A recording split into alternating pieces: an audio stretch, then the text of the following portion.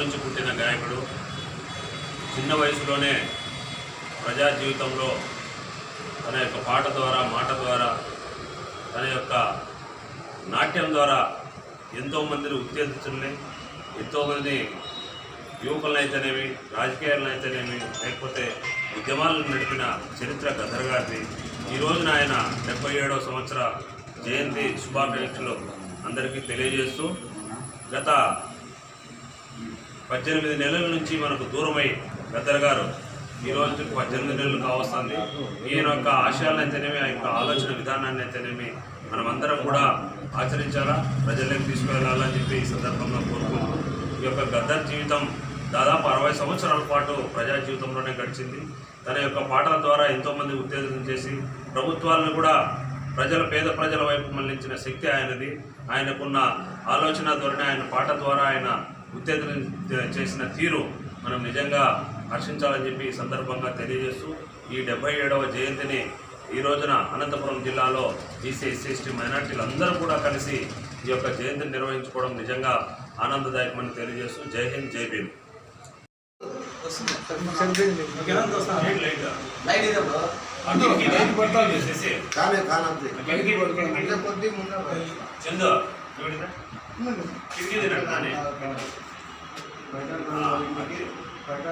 जोहार प्रजायुद्धों के गद्दार गार के, जोहार प्रजायुद्धों के गद्दार गार के, अमर है गद्दार गारो, अमर है गद्दार गारो.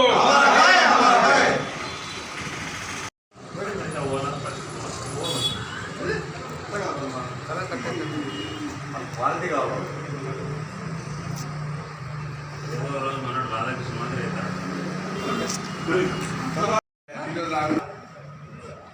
గద్దర్ గారిని స్మరించుకుంటూ ఈ 77వ జయంతి కార్యక్రమం చేపట్టిన పెద్దలు గౌరవనీయులు చంద్రాచార్య రాజేంద్ర గారికి ముఖ్యంగా ఫస్ట్గా ధన్యవాదాలు తెలుపుకుంటూ, ప్రజాయుద్ధ నౌక ప్రజల పట్ల భూస్వాములు, ఆసాములు, పెత్తందారులు చేతులు నలుగుతున్న బహుజన సంఖ్యలు తెంచిన మహా ఉద్యమ నేత గద్దర్ గారు అని చెప్పేసి ఈరోజు ఈ సందర్భంగా తెలియజేసుకుంటూ, మొన్నటి రోజున గద్దర్ గారి మీద నక్సలిజం అనే పేరు అడ్డం పెట్టుకొని మర్డర్లు చేసినానని చెప్పేసి బండి సంజయ్ గారు అంటున్నారు. అయ్యా ఒకసారి గుర్తుపెట్టుకోవాలా, మీకు ఆ రోజు బండి సంజయ్ గారు ఆ రోజు మీరు ఎక్కడున్నారు? తెలంగాణ, ప్రత్యేక తెలంగాణ కోసం నడుము కట్టి, గజ్జెగట్టి, కట్టి చేత పట్టి పొడుస్తున్న పొత్తు మీద నడుస్తున్న గానమా వీర తెలంగాణ అని చెప్పేసి ఆ రోజు నడుము కట్టగట్టి, కాళ్ళ గజ్జగట్టి ఆడి ప్రత్యేక తెలంగాణ కోసం ఎంతోమంది అవసరం పార్చారు.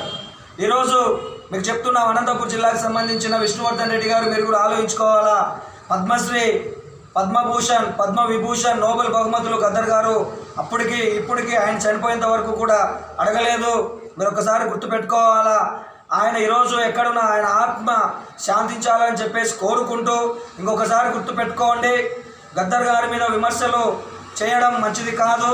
ఈ సందర్భంగా మీ అందరికీ కూడా తెలియజేస్తూ, జై భీమ్, జై భారత్.